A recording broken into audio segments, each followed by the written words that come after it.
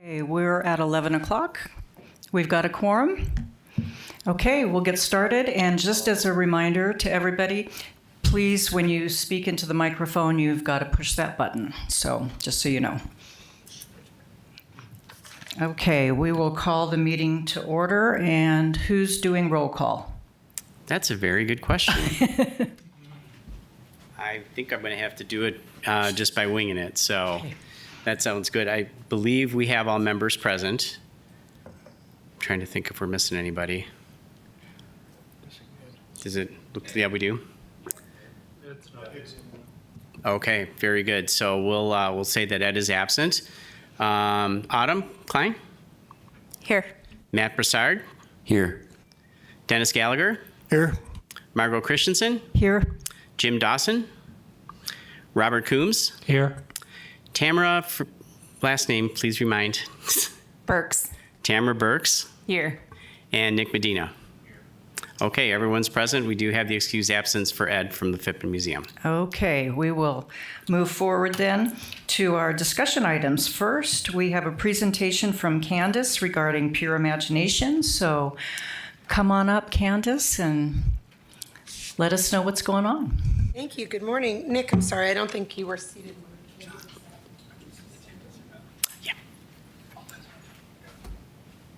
Candace, would you like me to show the video first, or do you want to do a little intro? Sure. Yeah. This Okay. is great. Thank you so much. We'll start it out with the high-powered video here. So should be on all the screens, and I'm going to press this button and pray that it works.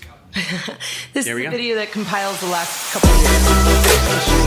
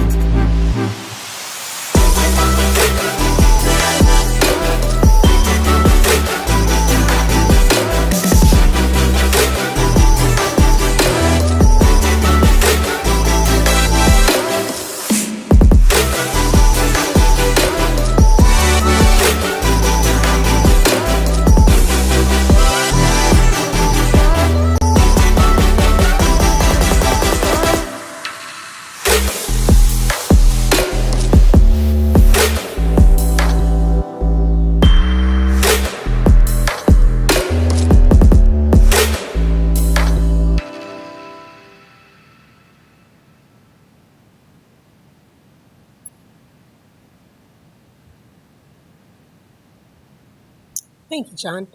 So that gives you guys just a little bit, I don't know if you have or have not attended Pure Imagination Festival, but that at least gives you an idea of kind of what we do. I'm here today. Last year, I went to council to ask for support for the Pure Imagination Festival. And because of the timing of where we were in the year and trying to jump in and get a little extra support for the event, I bypassed this part of the process mainly because of, one, lack of understanding or knowledge in this part of the process, and two, just the timing of where the festival was landing, excuse me, in the year. We are always on the third weekend of May. So this part of the year, this was not been out, this wasn't part of my agenda and understanding of the process. I will say that I think everybody's working toward creating a more transparent and a more fundamentally sound process for young events to come and get support from you all and from the city. And so I'm really encouraged to talk about that. I handed you all the basic brief summary of the economic report of 2025. I did not bring the past year's reports with me. They're with the city. And not at my access for printing. But basically, every year we've held the festival. 2025 was our fourth year. And every year we've averaged between a $750,000 to an $850,000, and as of this year, $1 million economic impact for a one-day event, which is pretty remarkable in my assessment, I guess personally. This year, I think the increase of our economic impact had to do with the fact that for whatever reason, this year's lineup and the cost of the tickets really appealed to our tourist population. When I looked at our Placer data report, the biggest zip codes that attended were out of Phoenix, Flagstaff, Seattle, Peoria, Burbank, California, Flagstaff, Scottsdale, and again, more Phoenix and Sedona. So, I take that as a direct correlation with the amount of people who have come in for an entire weekend, stayed in our hotels, used our gas stations, shopped downtown, eaten, had food at our local eating spots and whatnot. I am looking and hoping for, I didn't come with a specific request, which maybe I should have, but I am a big believer in working in a communal environment and making sure that you ask for things that people are also able and willing to give. Forgive me, my coffee keeps getting stuck in my throat. I should have brought a jug of water. And so, I certainly have a number in mind. When I originally went into council last year, because my average reports were between a $750,000 and $850,000 economic impact for the first 3 years, I came in at like a 10% ask. I had asked for 3 years of $75,000 of support. It's important to me that you all know, and it's nice to see you all face to face. Some of you I know through the community and, different events and things that I've been a part of. Others of you I have not met personally. But when I came and asked for that kind of money, it's important to me that you know that I have no real genuine interest whatsoever in coming back year 5, 6, 10, 15, 20. I don't have a desire to be an event that's on suckling off of the city's efforts. I really am utilizing this ask for getting through a tough economic period. What's happening on our side is that, as you very well are clear in your individual businesses, costs of everything have continued to rise. That's a nation and global-wide epidemic, and it's something that directly affects my ticket prices. I could certainly jack up ticket prices and do all of the things within my effort to explain to the audience that what they're getting is extra special, that Watson Lake is a phenomenal venue. It is a remarkable place to spend a day and hear live music. I could explain to everybody that I have to ship in stages from out of state because they currently don't operate in the state of Arizona. I could explain to everybody, as you well know, labor costs have gone through the roof. Nobody is making minimum wage anymore. And that has its bonuses, but it also has its cause and effect for people like me. So what I'm asking for in the support is the ability to keep my ticket prices at an affordable price for our community. I did have to raise my ticket prices between $10 and $15 this year, dependent on whether you bought a VIP or whether you bought a GA ticket. And what we're seeing through the data is that the people who could afford these tickets the most in the largest section of our population this year with a higher ticket price came from larger cities. They did come in from Phoenix. They did come in from Sedona, from California, from Washington, from other places. I love that. It's wonderful for our tourism. It benefits the things that are in town, the hotels, it benefits everything else, but it is shortchanging our community. And when I set up this festival, I put it on, our launch year was 2022, and the reason I put it up was because coming out of COVID, I saw people canceling their grandmas. You know what I mean? I saw people my age going, oh, my grandma doesn't want a mask, or she doesn't want a vaccine, or this or that, or whatever the disagreements may be. The divisiveness got farther and farther and farther from each other. And so the goal was to create an opportunity, much like our other events, much like Christmas City, much like Whiskey Off-Road and the rodeo, an opportunity for people to be together in a cross-generational forum where the young people and the elderly people and the grandkids and the kids and, our tourists and our college kids and our veterans could come be in one space with an eclectic lineup where there's a little bit of something for everybody and choose to interact how they felt comfortable, whether it was with 6 feet of separation or whether it was in a pit right in front of the stage dancing.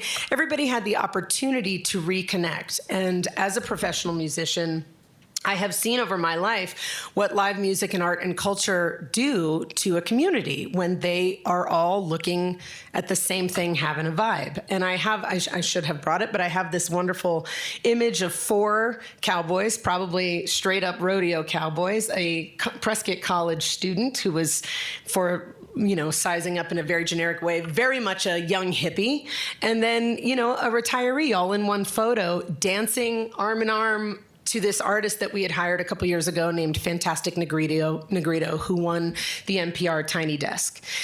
And that image for me sums up everything that this festival is. It's a place where we forget what our differences are, and for at least a day and a moment in time, the person next to you enjoying the music as much as you are enjoying the music is your favorite person because they're on a level with you having a really good time. The other things in developing this festival that were important to my core value system is our veterans. I gave away almost 700 tickets last year to veterans. I work with the Veteran Society and VetTix, and we pool together a big pile of tickets every year so that our veterans get entertainment for free.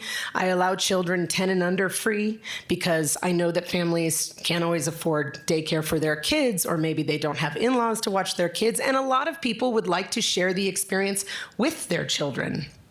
We have a number of people who have said to me, grandparents and grandchildren, I'm so thrilled I got to take my baby girl or boy to their first concert in a safe environment where we put up a whole kid zone for free.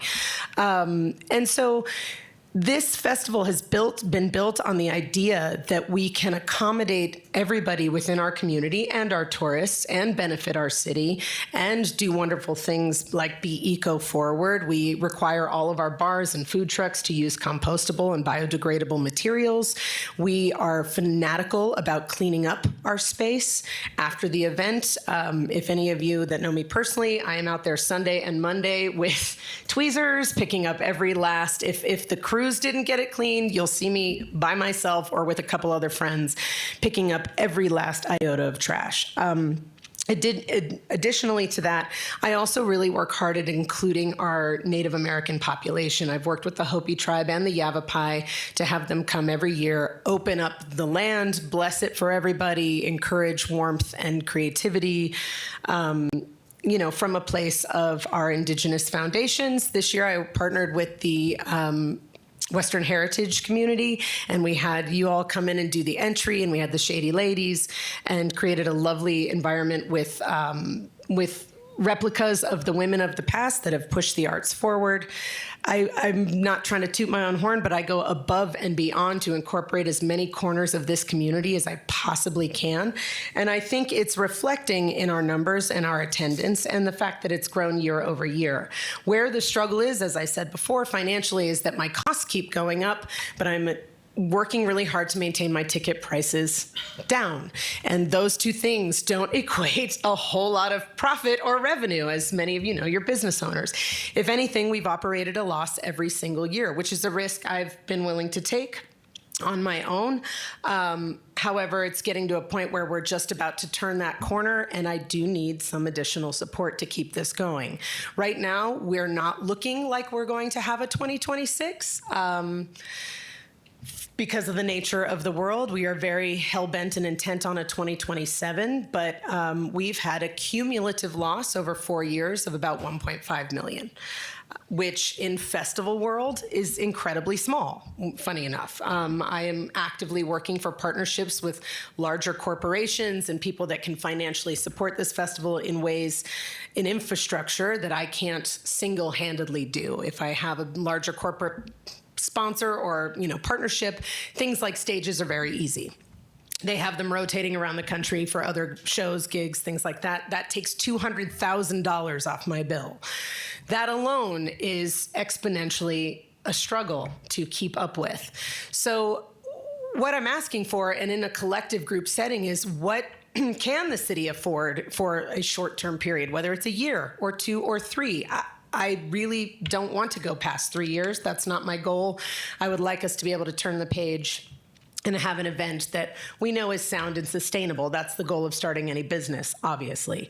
But, you know, between, as an example, in this year's festival, in April, our tickets were trucking along. Everything was wonderful. And I have no interest in being political. I'm an independent. I see both sides of all the coins, and I like where I sit. But, you know, Trump announced tariffs. Not a big deal to me. I understand where he's going with it. It makes sense in my brain. But the minute he announced tariffs and all of that discussion started going, our tickets stopped. April 10th. From April 10th to May 17th, we sold roughly 150 tickets, where we should have sold about 1,100. And so the world economic stage, the national economic stage, directly affects the arts because musicians don't make money on their music anymore. Agents then turn prices up on artists. This is my favorite game, is ask me which artist you like. I'll tell you how much they cost. In a rough example, by the way, is this recorded or aired on stream? Okay, so I can't give that certain information, but I had been pricing an artist like Chris Stapleton, and I can assure you that Chris Stapleton, for us to bring here for an hour set, is in the 6-figure category for an hour.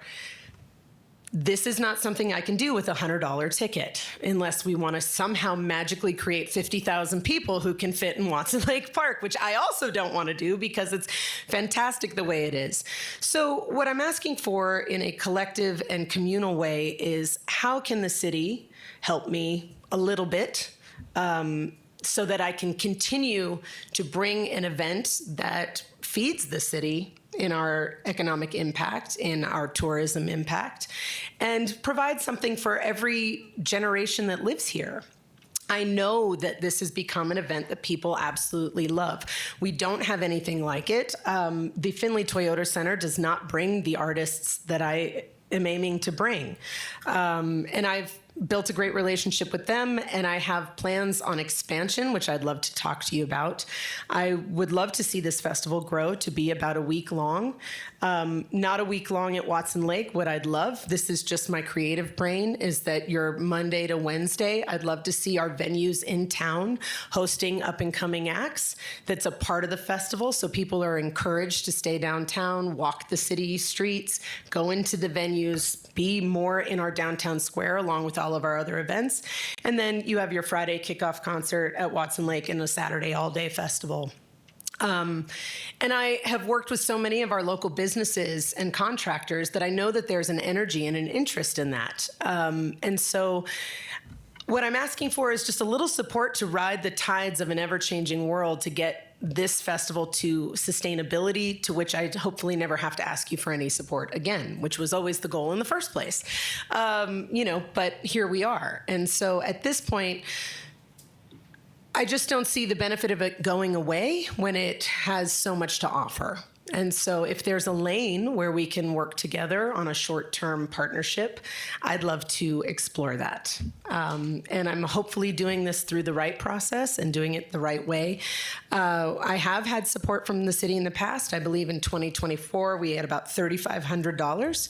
And last year, we had an additional, it was $7,800 roughly.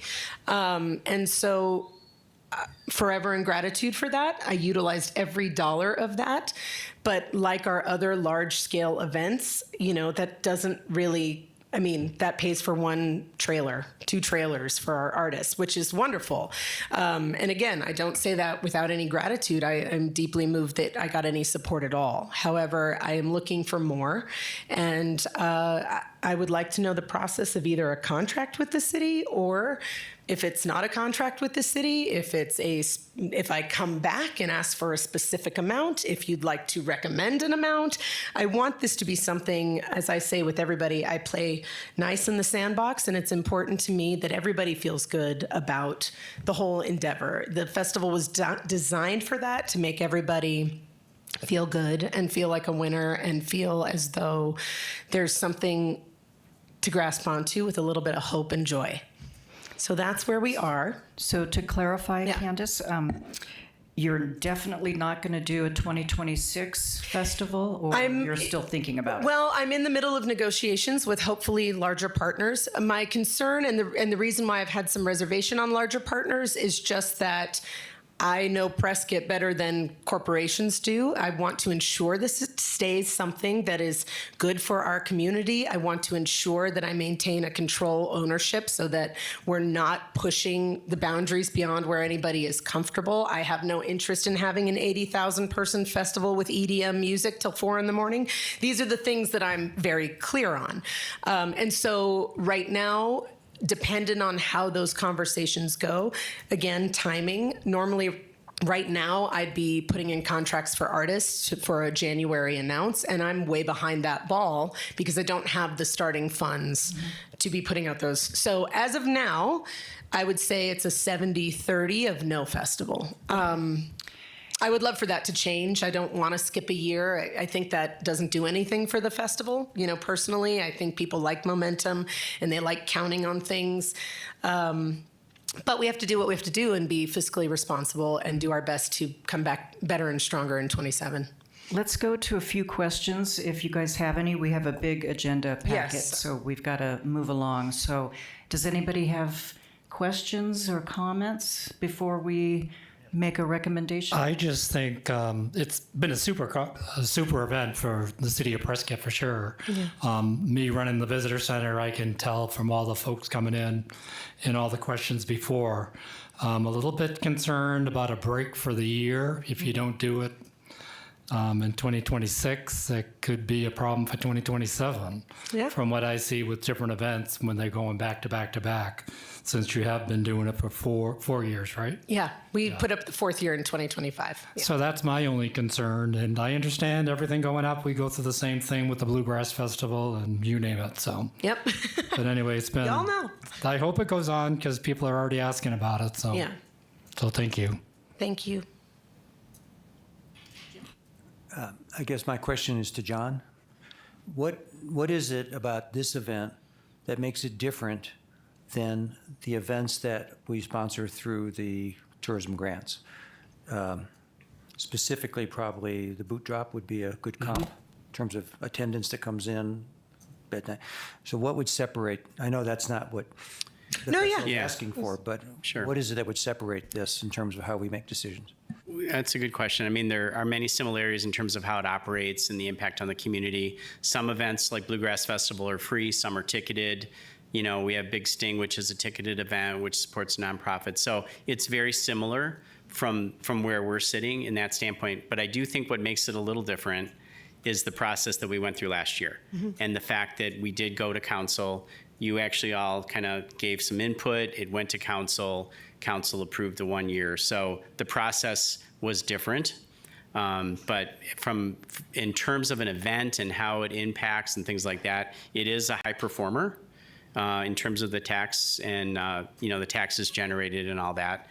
But it's a music festival that's ticketed. So in that regard, operationally, it's very similar. The one thing I will point out that's a little bit different versus like Big Sting or some of the other events is that, and maybe it's not different as the inappropriate word, but maybe a little more expansive, is that I bring in over 40 to 60 artisan vendors locally and from all over the state. I bring in 10 to 15 food trucks from locally and all over the state. I hire all of our labor locally. I also also utilize nonprofits for our bar licensing. I've used the Chamber Foundation before. I've rotated that. And so I provide a really large workforce. Like, for example, whereas the Big Sting is benefiting a nonprofit out of Flagstaff. It's wonderful that they use Watson Lake. I've attended. It's a great festival. It doesn't ever, in my opinion, and based on what my eyeballs have seen, reach the same scale that we reach as far as attendance and size. And, you know, where I don't know if they've evolved to 2 stages, but we have 2 alternating stages all day. We go from 11 to 11. Last year, we aimed for, or in 2024, we aimed for growth. We did a Friday night concert first and the all-day festival on Saturday. And so we're just getting people that come in for a multiple reasons. We have, you know, on site, it's a foodie festival. It's an artisan night market vendor festival. It's a performance artist festival. We hire aerialists, fire blowers, art cars, interactive things for kids and people of all ages to participate with inside the park. So we really do encourage people to come for a multitude of reasons. And obviously the trails are open. We have free kayaking. So we encourage people that sells out. People sign up for it. We have hundreds of people sign up for kayaking every year, and we utilize our kayaking vendors. So whereas the other events are remarkable, and I'm a big fan, I think we do a more extensive job of incorporating our local economy. Any other questions? So the move recommended is to forward to council for approval or denial of a 3-year commitment of support. So can we change the 3-year terminology to something else? Absolutely. I mean, you as a body can modify. It's hard to know where bed tax is going to be in 3 years. We're pretty flat right now. Things could change. They could get worse. They could get better. We don't know. We certainly don't know what's going to happen in 3 years. Do you guys have any comments on that? I have one. I don't see how we can offer a forwarding motion without having some dollar number attached to it. Without having a dollar number attached to it. Well, I mean, I'm happy to throw out the numbers that I'm hoping for. You know, between 50 and 80,000 would be my target goal. That's roughly 10% of what I know we bring in. Cumulatively, based on this report, as of after 3 years, going to year 4, I believe we were at over $2.25 million of economic impact. This would make it $3.25 million roughly. And again, for single day activity, which means over 4 solid days, we've brought in over $3 million, which I feel is pretty strong, especially if I am able to get into the growth pattern. So the goal is 50 to 80,000. That would be my per goal. year for 3 years. Correct. Each year. Correct. But also, if somebody turned around and said, that's never going to happen, but we'll give you 25, I'd be like, hey, that's great. I'll take it. The same way I felt about getting 7,000.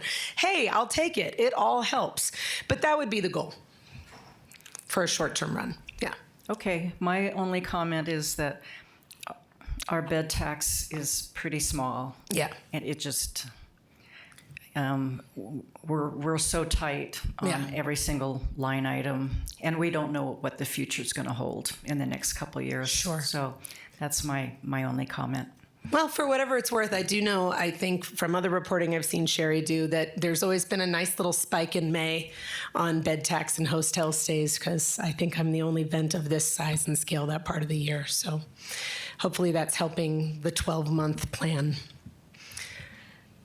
In my opinion, if we do something like this, I would request total transparency and open books on the financials, and figure out what our ROI on that would be, because most of these awards are 5,000 max, and if you're asking to partner or have an equity stake in your company, from the city? Is that what you're asking?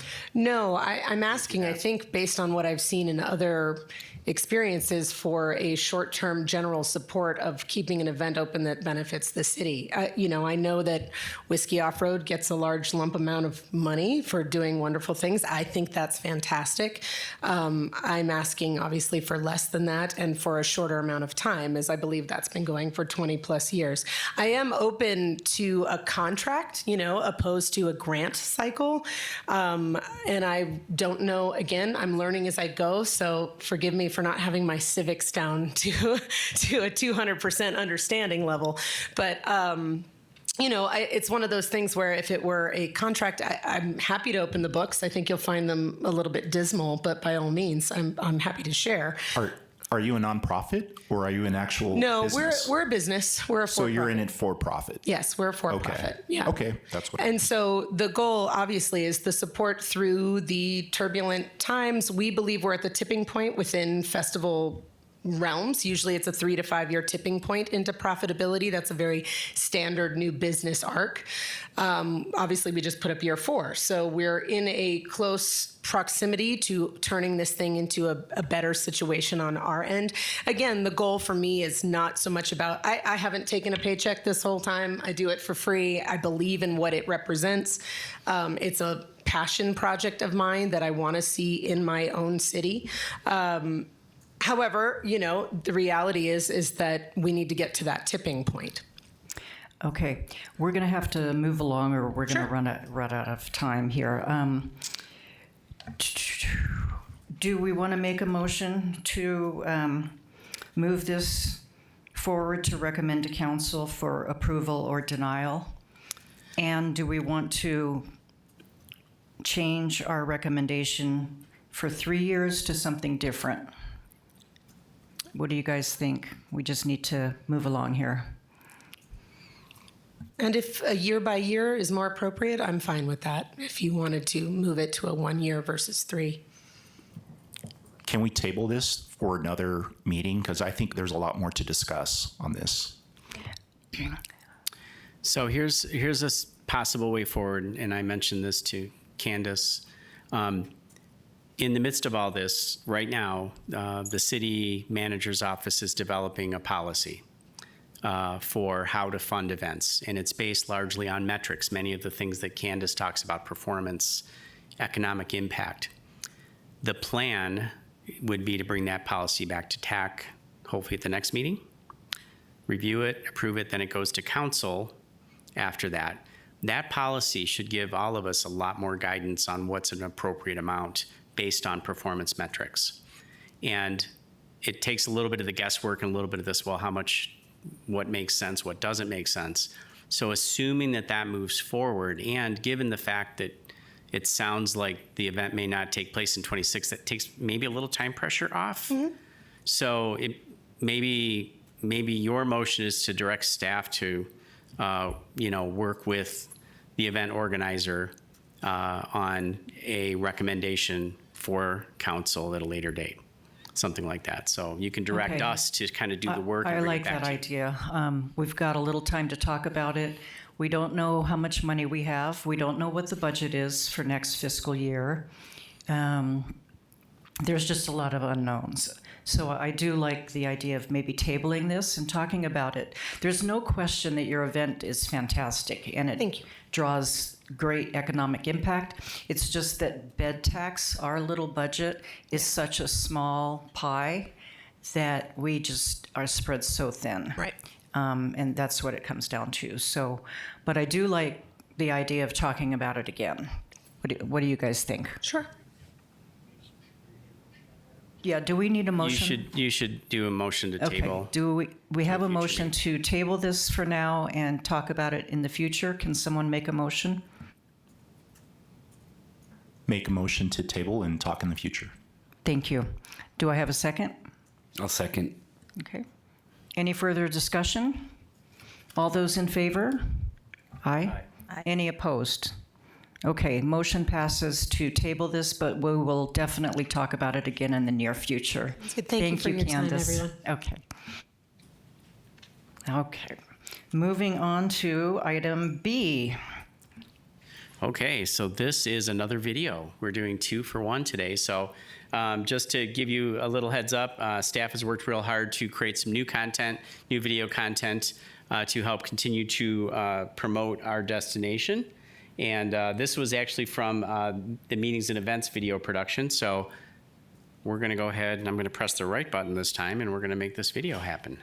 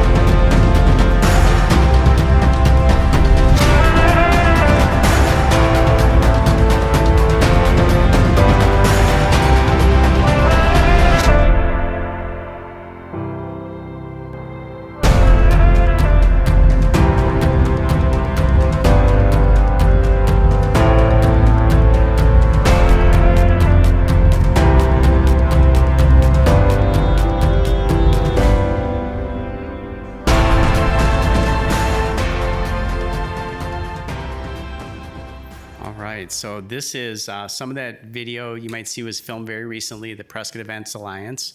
Obviously, this video is designed to market our destination for events and activities. We use some great venues all over the city for that and great video production. So this will help us tell our story about how we can host great events here.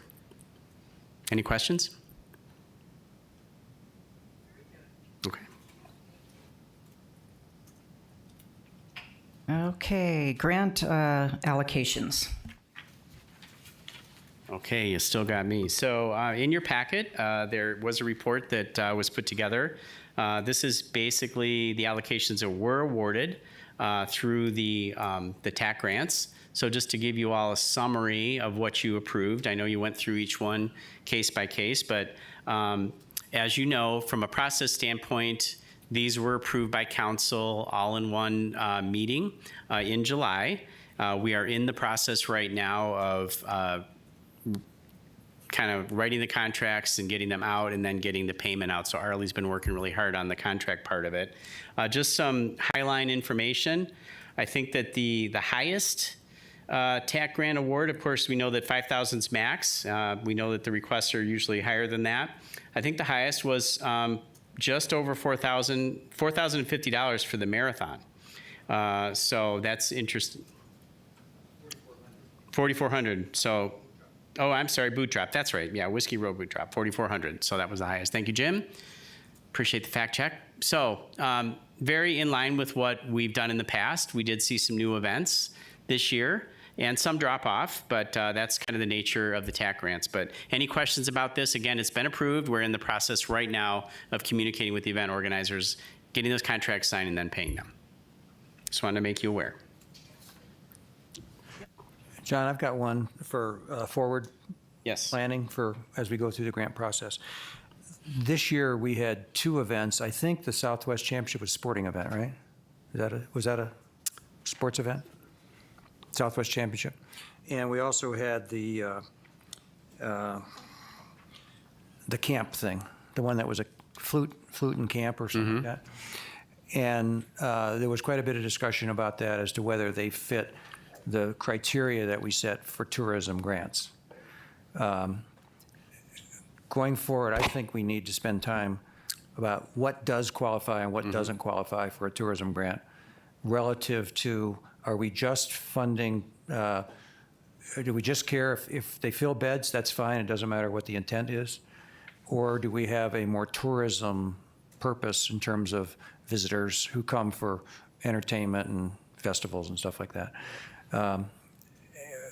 To me, there was enough discussion about, especially the flute camp.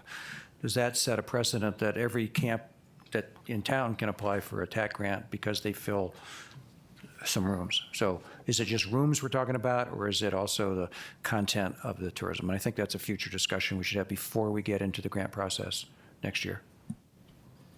Okay. I'll throw that back to the committee. If everybody agrees, we can certainly, staff can put some information together, perhaps talk about fine tuning what qualifies for TAC grant or doesn't.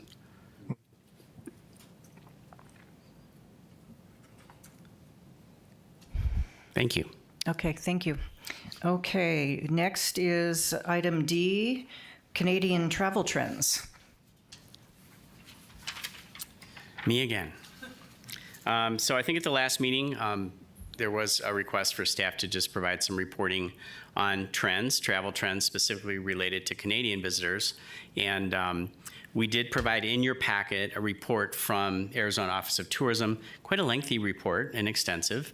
I don't know who dug into that one, but if you took a look at it, I have some more updated information, more guidance from sort of a national level. I think the state of Arizona is still compiling data to be able to report back, but there's many different resources for data and information. A big one is Longwoods International. They do what they call travel sentiment surveys, national surveys. And they just had a report that came out, I think, last week, with some guidance. It doesn't say hard numbers, but it says, here's what we might be able to expect. So one of the first things they came up with, it says, according to the latest Longwoods International tracking study of Canadian travelers, 63% of Canadian travelers are less likely to visit the U.S. going forward. Okay, so that's a pretty significant, number. They cited 80% of them cited things like tariffs, economic policy. 71% pointed to political statements by U.S. leaders. So, is it impacting? Is U.S. policy impacting? Is Canadian travel impacted? Yes. I believe that we'll have a lot more. We're coming into snowbird season. I think we'll have a lot more data from the state level, by spring, to know what the real numbers are. What people say in a survey might be different than how they act. So we're hopeful, for that. But this Longwoods report, I can send this to you separately. I just pulled this off the internet. And then another one, CoStar, who is now the parent company of STR. So STR is where we get our bed tax. CoStar, there's a lengthier article about what travelers want from international trips and groups, meetings, and large events. So this article goes into leisure and group travel, and we know that those are both important to us. An interesting takeaway I took from this article was that group travel still is not recovered from pre-pandemic levels, okay? In fact, in 2019, there were more people coming into the U.S. for leisure or business travel than there were U.S. citizens leaving. That's flipped. So we have more U.S. citizens leaving to go on their European vacation and less Europeans coming to the U.S. So that's kind of flipped the script in the last 5 years. So it's interesting, and it does indicate continued headwinds. Group travel of any kind has not recovered fully from 2019 levels anywhere in the United States. So those are interesting thoughts. I can share this with you as well through email, but there's a lot of guidance out there. But I think related to Canada, there's more worrying and more projection than there's actual numbers to show kind of how their behavior is at this point. But by spring, we'll have a lot more information. Okay, That's thank all I you, have. John. Mm-hmm. We are at item E, a welcome for Recreation Services Director Kristy. Hello. Hello, good morning. Happy to be here. So, Kristy, you just want to kind of share a little bit your background. You've been with us for a few months. Kind of tell us. As we talked about, there's such a connection between tourism and recreation services. We have so many synergies on a regular basis. So we just like to get to know you a little bit. Okay, so personally, I'm a fourth generation Arizonan. I was born and raised in Wilcox, Arizona, little one-stop light town. Now known for some wine. Back in the day, it was not. I have been here for about 3 months. I've been in the Parks and Recreation industry more than 25 years. And over the last, I would say 15, I've had an opportunity to work with DMOs, large resorts, to help promote tourism, whether they're groups or leisure. And a couple examples would be in city of Albuquerque, of course, the Balloon Fiesta, right? That if you've not been to that event, it's a bucket list event. It's amazing. And as the Parks and Recreation Department, we own the property and partnered with the nonprofit that hosted the event. And there was a lot of synergy, a lot of relationship with our department, with the city of Albuquerque, along with the Balloon Fiesta group. And that started off with 2 balloons out of a shopping center parking lot, and has now grown into the largest economic impact event for the state of New Mexico. The other piece was our department worked closely with the Convention Center and the Visitors Bureau and the University of New Mexico for their track and field program for an indoor season. So the Convention Center had ceilings that were high enough where you could pole vault. And so the city of Albuquerque purchased an indoor track.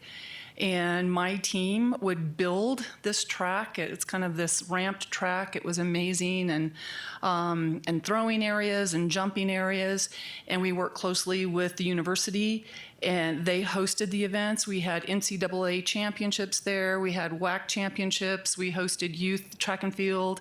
And also in the evenings, we coordinated with the community so the community could come in and utilize the space as well. So that's what we did in terms of working closely with the tourism groups. I came here from the town of Oro Valley, so little suburb of Tucson. We did not have our own DMO, so we worked closely with Visit Tucson. But within our organization, we had our tourism team, and of course, Parks and Recreation is part of that. We had recently constructed an Olympic-sized swimming pool, so we hosted the largest youth state championship 2 days after after we took the keys. It was amazing. But also NCAA synchronized swimming events. We hosted other large collegiate events at that space. Golf courses, excuse me. So disc golf had a contract with a local resort in Phoenix, and there was somehow a double booking. And at the last minute, they came to us and said, hey, is there a place that we could have disc golf? And we didn't have a disc golf course, but we had a 9-hole golf course. So we shut down traditional play, we put up portable baskets, and in 2 weeks of their championship event, our little community made the top 10 on ESPN, and in 2 weeks, that golf course generated enough money that traditional golf would have required in 3 months. So guess what we do every year, right? And then in the summer at that little course, just because it's on potable water and there's a lot of reasons that we shut down traditional golf. So we put up the portable baskets and then we open it up for disc golf for our regular users and local users, so that generated a little bit more money. The other kind of fun thing we did in working with the local resort, they had signed a 5-year agreement with, I believe it was the VFW or something in that arena, right? And they were there in June, which was perfect because nobody wants to travel to Southern Arizona in June, but it was nearly a full resort buyout. But one of the things that we did as a city is for their event, we had a booth there. We worked closely with the local restaurants and tourism spots to help generate their off-site visits. And we had just finished doing this super cool new branding, and so we branded Oro Valley just OV and created kind of like just a block O and V, but we inside of it we made it look like a flag. So as red, white, and blue with stars, and we gave that to them as a welcome gift from Oro Valley. And that was a hit. They wanted more to take back to their towns and communities. So you're gonna see OV on water bottles, on anything and everything throughout the country. And what was nice about that was we were also able to give it to our community for our 4th of July event.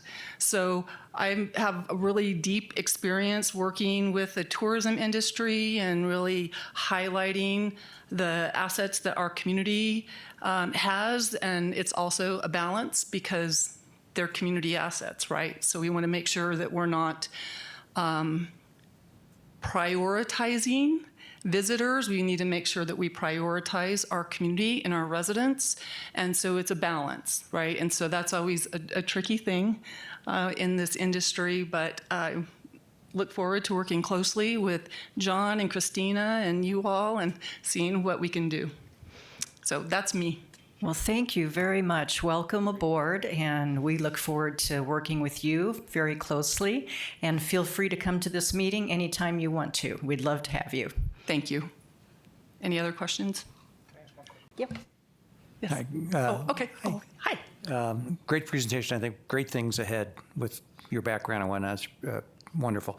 On a serious note, what's the status of our lakes, specifically Willow Lake, as it relates to recreation? Because I live near there. I drive by it all the time, and it's not good.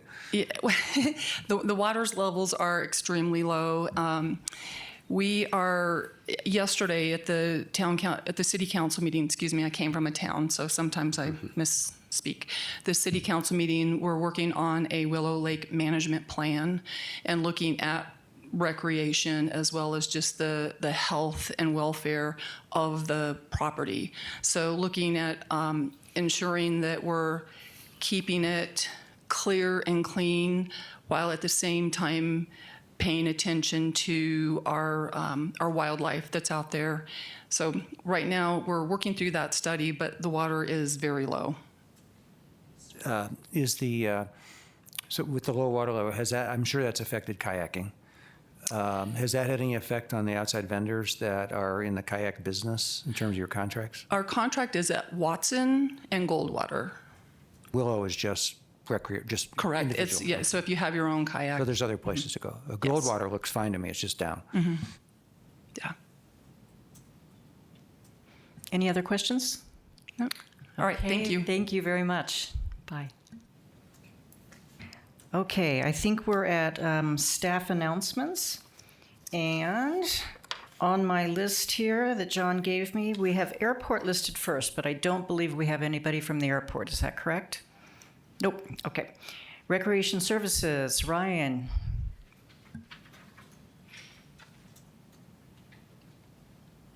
Good afternoon, everybody. How's everybody doing? What happened? Okay, sorry. We won't bring up sore subjects. So I just got a couple updates, some projects that are getting underway, are going to get underway shortly in our department, and some special events. So we have the Powwow event that's coming up September 20th. The Highland Games will be September 27th. These are at Watson Lake. And the big thing, as mentioned before, is October 11th. The Willow Creek Ball Field, I don't know if you guys know where that is. It's right by the dog park where the new basketball courts are built. We're going to start a renovation project on that field to restore it, get it back to a great condition so we can use it for, our hometown community, our tournaments that come in, just provide more space for everybody. So it's much needed. We don't have enough fields as it is, so that'll be a big improvement. We have a light renovation project that's going to be going on at Heritage Park. So all those fields out there are going to be getting the lighting redone. Needs it as well. It's going to make the facility look a lot better. Hopefully attract some more tournaments and be better for our community groups and our user groups that use it. And then we have a dog park renovation that's in the works. We're trying to get all that figured out, get that going. So big things are coming, a lot of work being done. That's really all I have today. Any questions? Okay. Thanks, Ryan.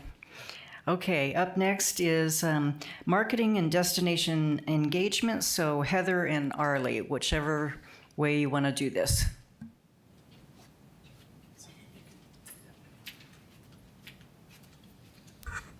Hi, everyone. It's been a while, right? So good to see you, Heather. Nice to see you all as well. I wanted to just share some updates that I think might be helpful in terms of America's 250. I know that we all know that America is celebrating its 250th next year, and there are a lot of opportunities for participation for destinations that are going to start gaining nationwide, but then global attention as well. So I think that Prescott is poised to attract a lot of attention for the state of Arizona because of the historic piece of being the territorial capital, but also because there is a respect and belief in patriotism here.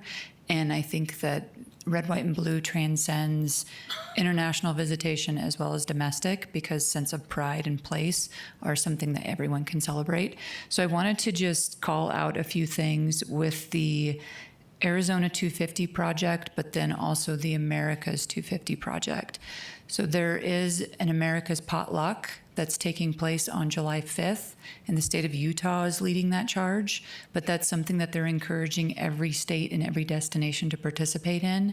So I think that's something to be aware of for maybe the possibility of Prescott participating in America's Potluck on July 5th down around the courthouse somehow, and incorporating something on the plaza or at an event. I know that the rodeo takes place during that time, but start thinking about how Prescott could participate in that, because that's something that will be getting nationwide attention for promoting America's Potluck. And then Arizona's 250th has the opportunity to use their Arizona 250 logo. And there is a bit of an application process because it has a story to it. It's very much a historic logo that they've created, and they want to make sure that ownership is taken responsibility by the DMO or the city representing the promotion. So I have all of that bullet pointed that I will be sharing with Christina and John, because the destination needs to apply. Really simple process with the form. They want to know how that logo is going to be used, but it's a really historic, cool logo that could be placed on the website. And with that application, there's also a passport that Arizona is doing for Arizona's 250th. And there are different areas and categories that things can be nominated for that, excuse me, Arizona Passport project that has already launched. And the categories include treasures, which are historic treasures, trails, got a few of those, dining, places to have beer and wine that are made in, or beverages that are made in Arizona, parks, dark sky locations, and then ways to commemorate the destination. So all of those can be done either by an individual business. I think there's going to be a lot to ask the team to do all of those applications. So I think that's something where the message can be shared through the tourism office, and then individual businesses, Matt, you can take it on yourself to just nominate and apply for the saloon to be included in there. Heritage centers, same thing. Individual restaurants, lodging that have a historic history piece, to put those all in there. If they receive a duplicate, they're going to kick it out automatically, but we need to make sure that those are in there.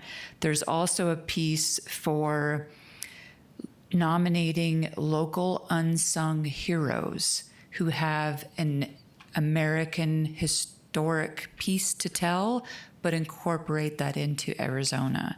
All of that is on the america250.org website. I encourage anyone to go onto that site now, because there's also a place for pledging of volunteer time. If there's a group that you all know of, maybe you volunteer for a group already in Prescott who can commit to volunteering a certain amount of hours, time, project. All of that is on that america250.org site. And they have already got nationwide sponsorship. So Coca-Cola is the official beverage of America's 250. Jeep is the official vehicle of America's 250. And they have already begun their nationwide road trip and also a field trip campaign to give you an idea of some of the other things that are happening nationwide, there are educational pieces. Here's a chance to incorporate what's going on with our local education.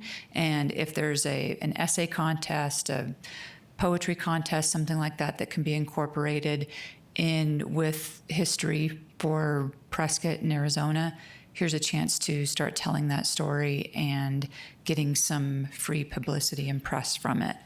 Because it may just be taking place on one day. We know when America's birthday is, but this is going to have legs throughout the entire 2026 in conjunction with Route 66, and the state of Arizona has fully embraced those initiatives.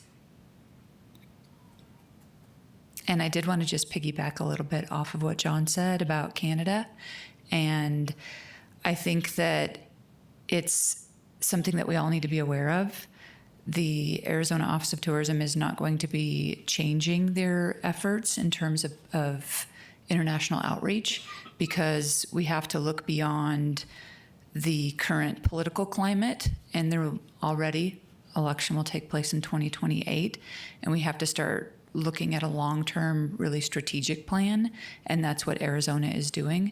They are also pivoting. It's not just the Canadian market, it's the Australian market, but also the European market that they're diving heavily into, and the Mexico market. And I don't know if everyone has heard of the emerging market of India, and they are going to begin their first exploratory visit in 2026, because that is receiving a surge in visitation just from the numbers that have come in for Phoenix Sky Harbor, and we are seeing an uptick in flights from that area. So don't think that it's only Canada that we need to be focused on. We do need to still continue to have presence there and keep the invitation open, but they are also realizing that there's other markets that are not stopping their travel. And with things coming into the country in 2026, like FIFA and Winter Olympics, there are opportunities that we know visitation will pick back up. And it's all, of course, cyclical and depends on what happens in the political arena. But steady the course and know it's always cruise control rather than pumping the brakes. So when it comes to destination marketing. Any questions I can answer? Thank you all. Jim? Kind of course. of hogging us, I'm sorry. But so America 250 and Arizona 250, that sounds terrific. It would seem to me that if we wanted to really get behind it in a big way, to tag on to the national and state, that we're behind the gun, unless we're just talking about branding and graphics and ads and stuff. But I think this is a tremendous opportunity to be involved at a more functional level in terms of people and activities and things that have to be promoted and take advantage of what's going on. Is there any, are we thinking about that from a functional standpoint, not just a brand management logo point of view? Yes, we are. Actually, a few of you on TAC have participated in some coordination meetings. So sort of the direction our team has gotten from city leadership is to be conveners and collaborators and coordinators. There's so many different great groups out there, historical groups, Daughters of American Revolution, Sons of American Revolution. Everybody's got great ideas. How do we bring things together and create a series of events and activities? And so we've had a couple of different meetings. Heather mentioned the state. So you've got America. I think our efforts are really focusing on the state, and the state's much more accessible. They've been to a few of our meetings, and we are Prescott, because we are the territorial capital.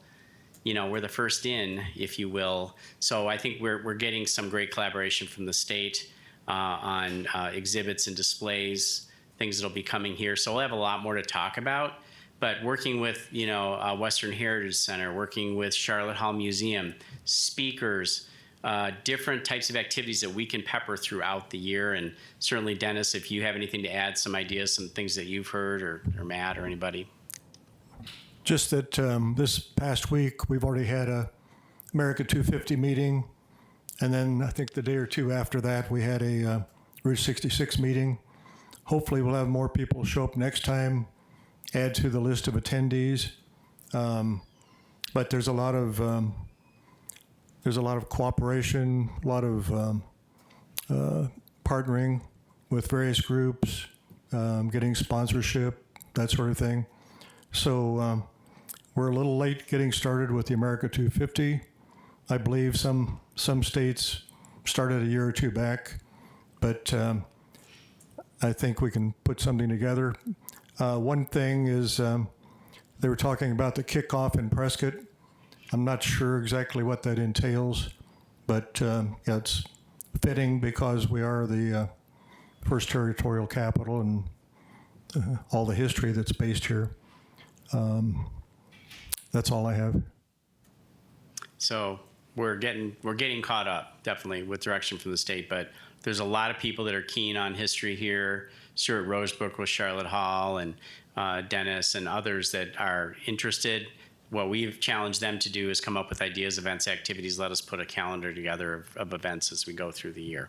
So it just seems to me this is a grand slam home run, don't miss opportunity to just build to a fabulous degree, to put people in beds and bring people here.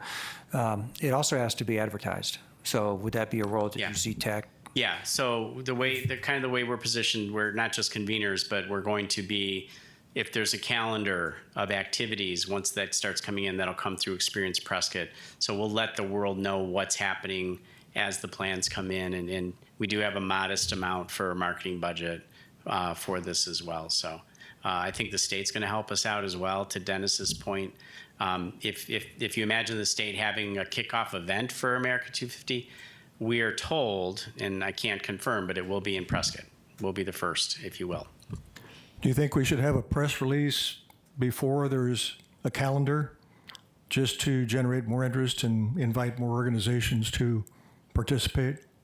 We certainly could get the word out through the news media to businesses and organizations and let them know that we're having this conversation, for sure. We've been using word of mouth. It's helped, but maybe a little bit more of a broader reach. And I think now is the time to ask your businesses and organizations to participate. If they have something that might be an anniversary celebration that they want to sort of make tie in and be consistent and do something red, white, and blue and special, now is the time to do that. And working with the state and their commission is definitely the way to go, because America's 250 is looking to each state's commission to supply them with the information. So that's been the solution. In the beginning, America's 250 thought that they were going to coordinate and work with all of these different destinations and all of the individual things. And then the America's 250th Commission quickly realized that's impossible.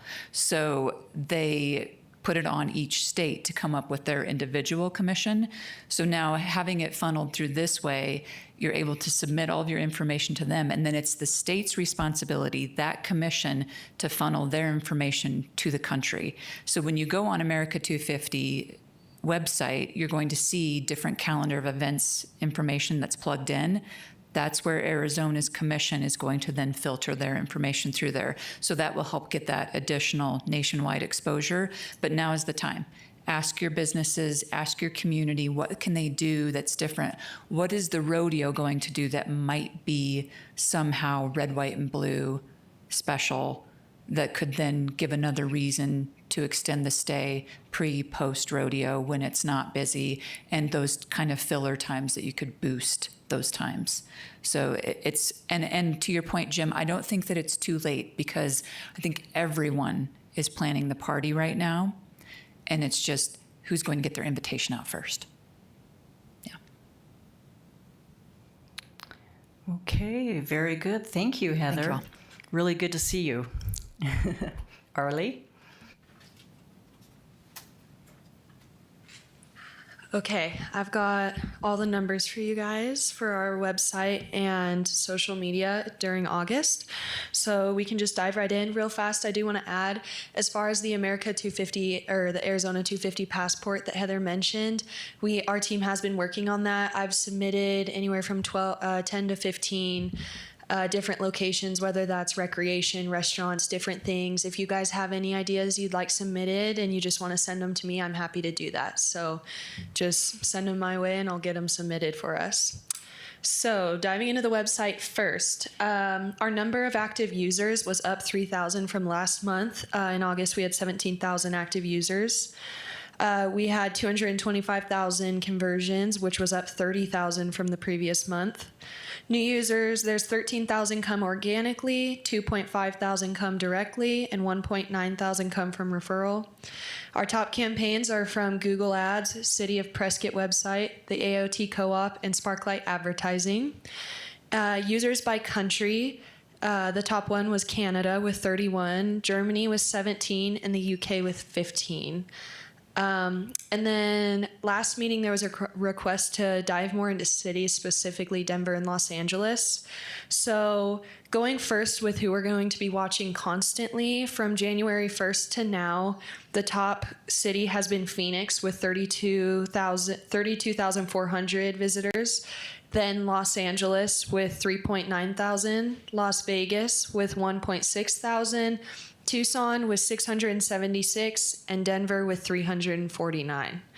And then our current top 10 users, city users within August were Phoenix with 5.4 thousand, Prescott 2.2 thousand, and then Tempe with just under 1,000.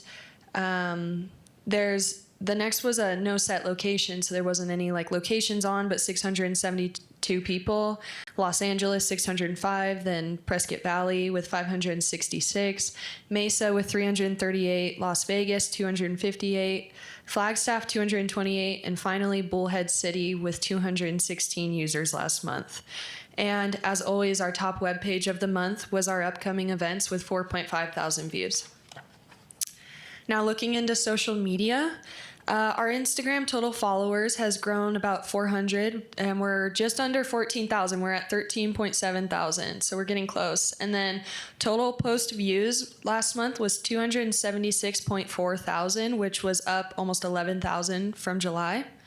Our top post was a feature on Watson Lake, and our top reel was the movie on the lake. Our Facebook metrics have gone through the roof. We had 3.3 thousand new followers, and our total views were 1.65 million.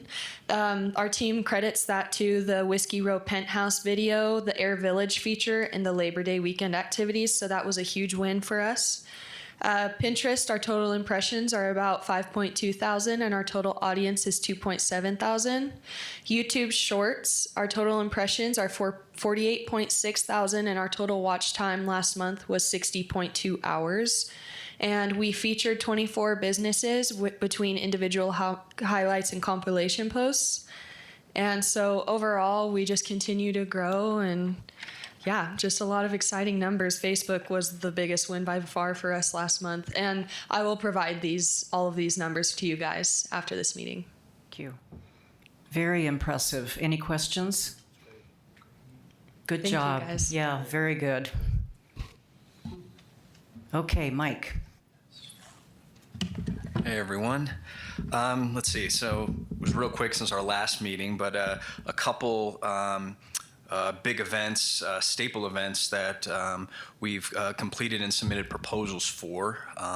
One of them is medical affairs all hands, CEO seminar, shooting for the end of January in 26. I've got all the proposals in through the resort. Looks like a great fit there, and we're in top finalists for that. I'm really hoping we can close that very soon. That's 400 plus rooms. Again, end of January of 26. MPI Arizona's Educon for 27. That proposal is submitted as well. That would be for August of 27 for 200 plus people. Tomorrow, I've got a great meeting with a new pickleball company called Power Play out of St. George. Really excited for that one because we have a great setup at Eastspire where they have almost 20 courts indoors and outdoors. I know you all are familiar with that.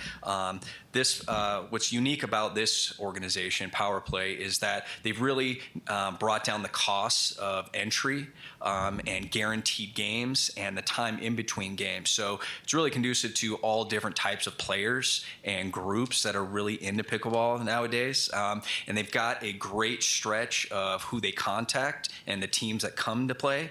We got Texas, New Mexico, of course Utah, parts of California, and Nevada. So really looking forward to that. There's an opportunity for 2 to 3 different events a year. Where it spans 3 days and about over 120 room nights. So when Eastspire right there, we've got 4 great hotels just right there within small walking distance. Residence, Holiday Inn Express, Hampton, Forest Villa. So it's a model that can really work for pickleball. Let's see, and also where I got that lead for. Power Play was through our Play Easy platform. And there's also an opportunity to, Play Easy is fairly new, to host a directors, like an all hands directors meeting here. So with that, obviously a place like the resort is our biggest attraction as far as conference rooms and space and everybody, at one spot all the time. However, we're going to also propose kind of like a downtown satellite conference and meeting space, similar to what we've done for Chief Bonnie's FBI holiday party that, has grown. It's grown to, going on over 100 people. They're going to be here this year at the American Warehouse, where the Porch Coffee is right across the street. They're going to stay at Hilton Garden Inn. They're going to stay at Spring Hill. They're going to stay at Hacienda, St. Michael's. And I've also put it out to them all the other small, boutique hotels for them to stay. So that model is really great, and I'm going to focus on that a lot more with every proposal. Not only do we have the great resort where you can be and for our largest amount of hotel rooms, but being able to highlight downtown and how easy it is to walk everywhere and the entertainment. So really going to focus on that because that's just a great aspect for us to put into proposals. Want you all to know that our team is working on a spring sales mission that I will lead come March of next year. I'm going to reach out to all our hotel stakeholders by next month to offer, anybody at those hotels to come along on a sales mission down to the Valley. I'm going to get feedback on the types of either corporations, associations, any other types of nonprofits that they'd like us to target. I'll set up those meetings and we'll get the logistics down for the springtime. It'll be maybe a 1-day sales mission or blitz, and then we'll try to repeat that 2 or 3 times a year. So working on that, stakeholders, I know Mario, you'll be in on that for sure. So looking forward to that. Like I said, we're going to put it out to everybody, get the feedback, and then get the logistics of it, shooting for March of next year. So let's see. It was real quick with the STR numbers that we put out. I told you guys about last meeting, but this is just this past week, the end of August 31st through September 6th. Let's see, occupancy was just down a tick, just under a point. Let's see, it was just down 0.9, coming off 2 weeks where it was up 7%. So we just took a slight hit on Friday and Saturday last week. I believe it was September 5th and 6th. So it was like a Friday. Let's see, the running past 28 days, occupancy is up 5.1, and the month total, it's up 4.9. ADR for the current week was just down 9. It was down 9.4. This year, the number is right around $127.14, whereas last year was about $140 last year. Let's see. So the running last 28 days for ADR was down 4.2, and this month total is down 3.6. That's all the numbers I got for you guys and updates. So any questions or And Jim, I'll have all those numbers, like Arlie said, probably on Monday for, all our numbers together for meetings going forward. It'll probably be, that next week after. Okay, thank you, Mike. All right. Thank you, guys. Okay. Thank you very much. Good work. Lots going on. Okay, John, do you have anything? Sure, just a few things from the city side, just some updates. Big issue, public comment period has been extended for the State Route 89.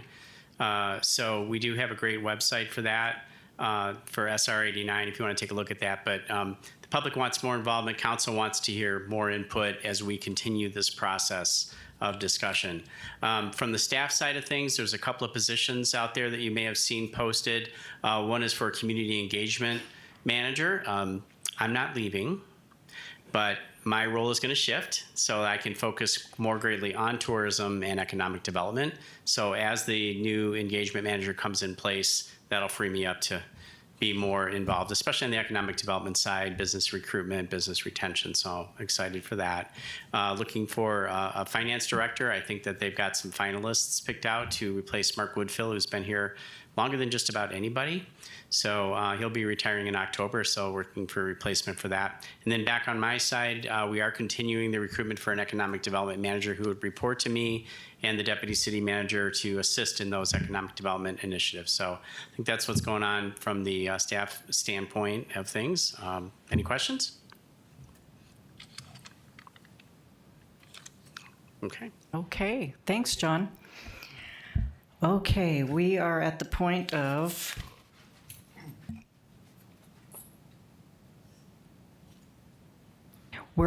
community or committee updates. So, Councilwoman Lois, would you like to share anything with us today? Well, from a council point of view, John just talked on the one that is the absolute most taking up of time and will be for several more months as we work our way in late October, early November for a couple of contracts related to State Route 89, widen or not, how wide, et cetera, and the effluent line, which won't be able to hang around for 2 to 3 more years. So big dilemma, big challenges. That's why we're looking for public input. And so the other thing that's coming up, obviously, there's a lot going on with our council elections. We just approved yesterday to rethink about how we're doing the combination of primaries in general, but with all of our candidates for council moving to the general in November. So there's a lot of activities trying to get who are going to be the 3 people over the finish line then. And then, unfortunately, to be elected and 2 weeks later, sitting up on the dais taking oath means a lot of work to do, getting people up to speed. So,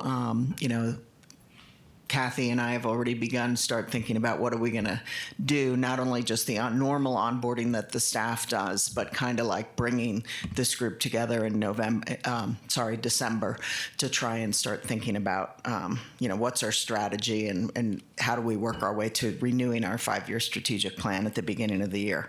The other thing going on with the November election is we have a APS franchise agreement vote for the public. So like everything, people don't remember voting for these things 4 years ago, and so we're going to have to get out there in the public and start educating everybody about the benefits of that.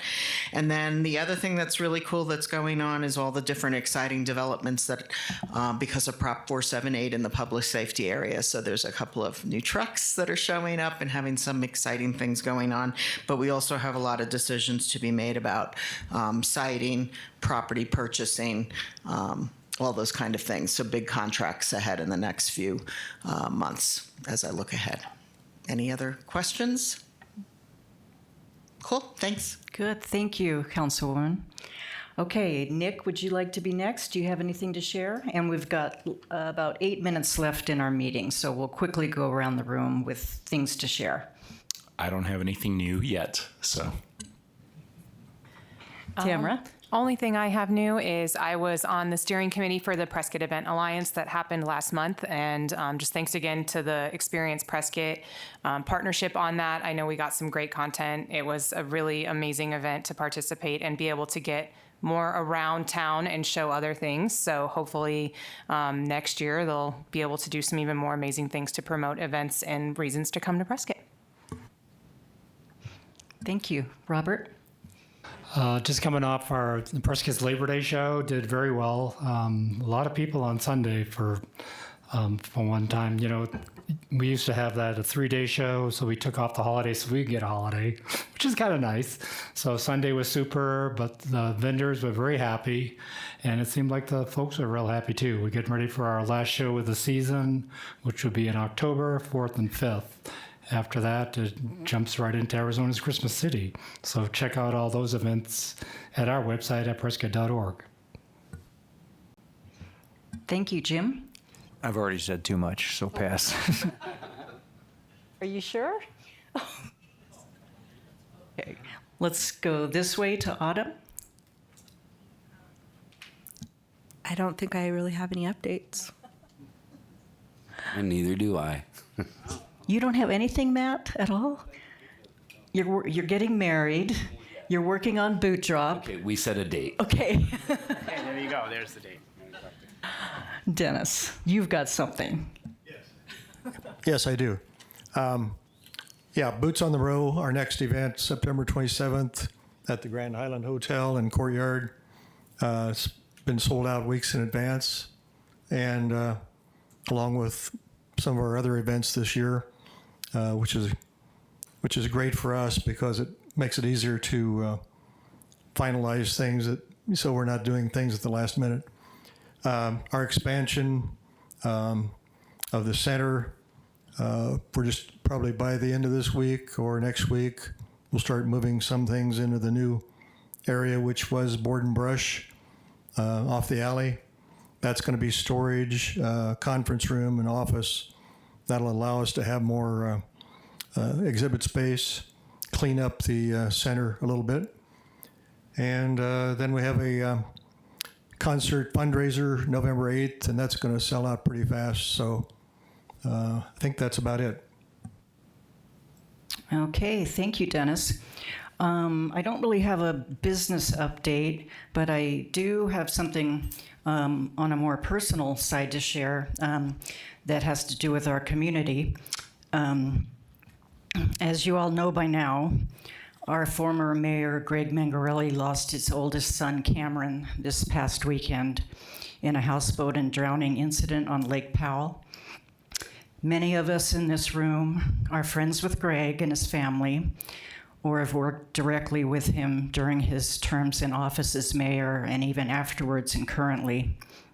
And this is the second tragic event that the Mangarelli family has experienced in the last 5 years after losing Brooklyn in 2020. I wanted to ask for a moment of silence for us to think about Greg and Sheila and the family, and silently think of a few thoughts and prayers for their peace and strength through this devastating time. If we could just take a few seconds for that.